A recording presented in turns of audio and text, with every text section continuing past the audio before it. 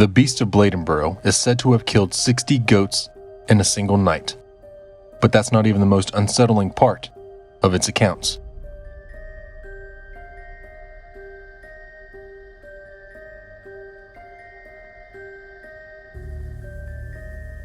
When I had started my research on this cryptid almost a month ago, I had originally believed it to be nothing more than a mountain lion.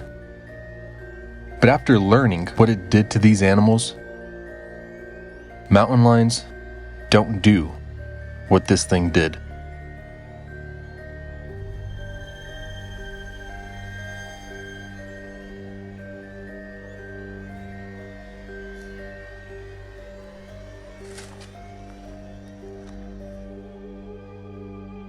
Accounts of this creature said it was all black with a long tail and around 4 to 5 feet in length. Now, I'm assuming they just meant the body because if they're including the tail in that measurement, it's kind of small. And just to give you an idea of how big that is, this is the size of a Siberian tiger, the largest known cat to still exist. And that would mean the Beast of Bladenboro was around this size. So it's not too impossible for something like that to exist. And there was a true population of eastern cougars that once roamed the southeastern United States, but sadly, it's been declared extinct since 2011 by the United States Fish and Wildlife Service. But these events happened back in the 50s, so could it have been a cougar? Well, the eastern cougar was the largest known cat to have existed in the eastern US, and it measured in at 8 feet long, and that included its tail, which was around 2.5 to 3 feet long. So it would make sense that it was, or could have been, a cougar, since their tail is about 3 feet long and their body would be about 5 feet long. So perhaps it really was a mountain lion attacking their dogs, preying on their cattle, and crushing their skulls. That's right,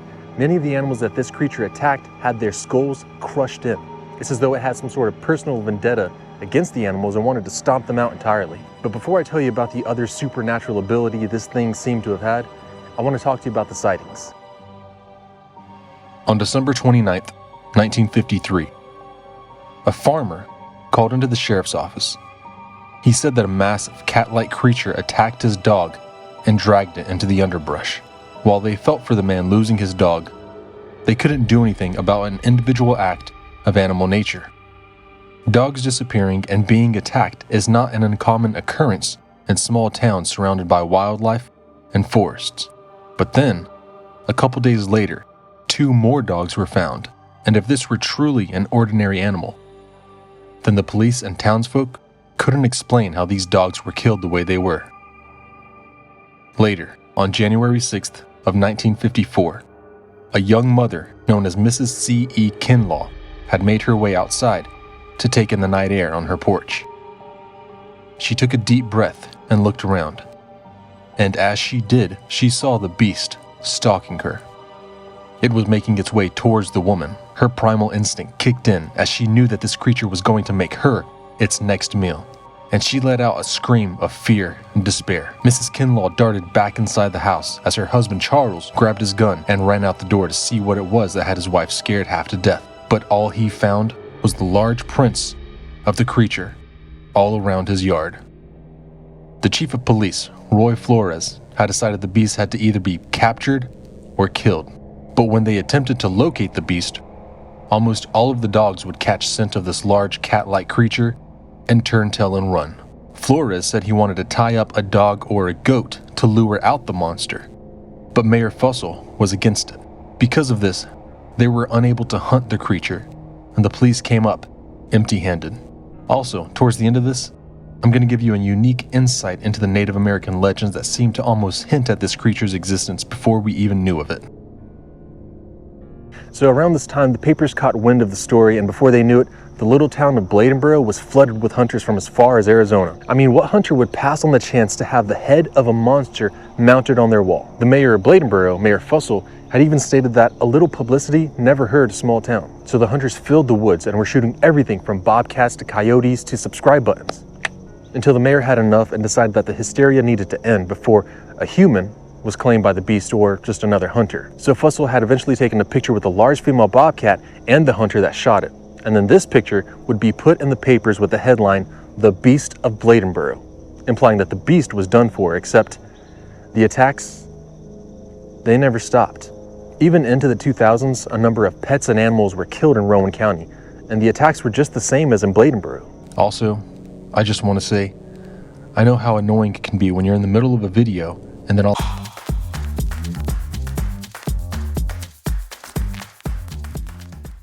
So if you're enjoying this video, but not the ads, then consider joining Patreon. You get to be involved in polls, posts, updates on future videos, and you can watch all of my videos without ads. Plus, it helps me out a bunch. Now this next part is verbally graphic, but there's no real imagery used. But nonetheless, I wanted to give you a heads up. In 2007, in Lexington, North Carolina, 60 goats were found dead. And remember how I told you this thing was supernatural? Well, just like all of the dogs and goats in the 50s, all 60 goats were found with their throats ripped out and all of the blood drained from their bodies. What continued on would make it clear that the Beast of Bladenboro was never killed. And if it did die years ago, then it must have had an offspring to continue the legacy of killings in the same pattern. Because then, in October, the very next month, Bill Robinson found his 3-year-old pit bull terrier torn to pieces. So in an attempt to grieve over the loss of his pet, he buried his companion. But the Beast of Bladenboro wasn't having it. For some odd, unknown, and unnatural reason, the dog was dug out of its grave and placed back in the same spot where Robinson had found him the day before. Then, 4 days later, after Bill's incident, another pit bull was found dead, and this one belonged to a Leon Williams. Williams had said his dog's chain was stretched out across a ditch, and pieces of him was missing. But to Williams' knowledge, there was no sign of a struggle. Tracks were found, but animal services never disclosed an identification for what they believed the origin to be. Resident Robert Smith had also found tracks around a church and some neighborhood gardens, saying that they were so large he could fit his entire fist inside of them. Brunswick County saw the deaths of 10 dogs over the course of 2 weeks, and the last associated attack was in 2010. A family near Lincolnton had reported to the police that their vehicle had been ripped and shredded with strange claw-like marks found on the vehicle, and that the claw marks were all around the car, but there were no prints leading to or away from it. This may all seem a little too far-fetched to be true, which could be said about a lot of my other videos, but after diving into the folklore of the people that once called this land home before any of us got here, I found an incredible legend that seems to have at least one thing in common with the Beast of Bladenboro: a Wampus Cat.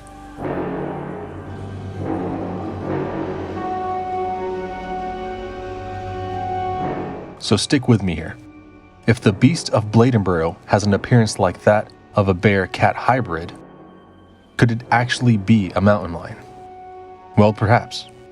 But something else that it seems like it could be is a Wampus Cat. So what is a Wampus Cat?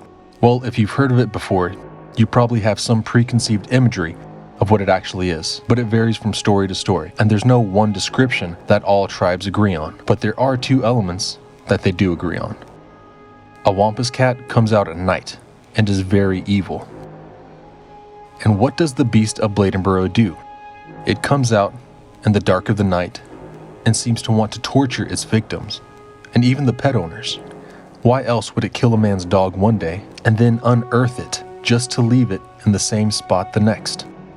And while the appearance of a Wampus Cat can vary too silly to downright nightmare fuel, this particular version is simply a large black cat.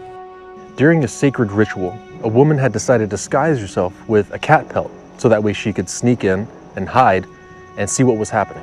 Well, eventually the men found out that she was secretly watching them. So the shaman cursed her to become a hybrid creature of the pelt that she was hiding in. She was something in between a woman and a large black cat. So she becomes enraged and ultimately terrorizes the village. And now, centuries later, we have accounts and stories of a large black cat terrorizing a town. I mean, it could just be a coincidence or something more. What do you think the Beast of Bladenboro was?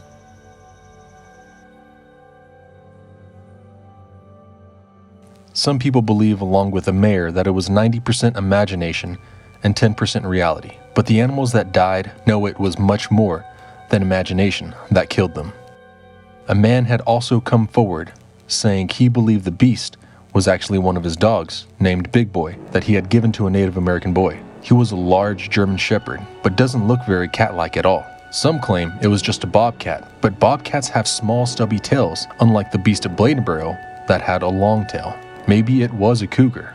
They really can become monstrous in size. But, unlike the Beast of Bladenboro, they're not all black. Whatever you think, whether you be a skeptic or a believer, just do me and you this favor. Keep your dogs in at night. I'm sure they'd love to sit with you and watch this video that YouTube says you'll enjoy. I'll see you there.